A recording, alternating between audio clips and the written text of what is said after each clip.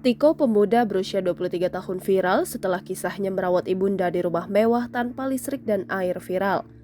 Ibunda Tiko bernama Eni diketahui mengalami gangguan jiwa setelah depresi ditinggal suami pada tahun 2010 silam.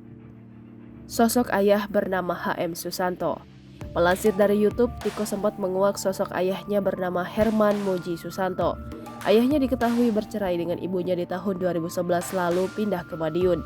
Seingat Tiko, sang ayah berusia 80-an saat bercerai dengan ibunda ketika dirinya masih kecil.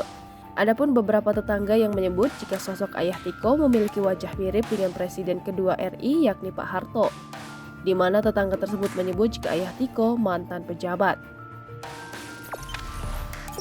Jangan lupa subscribe, share, komen, dan like ya!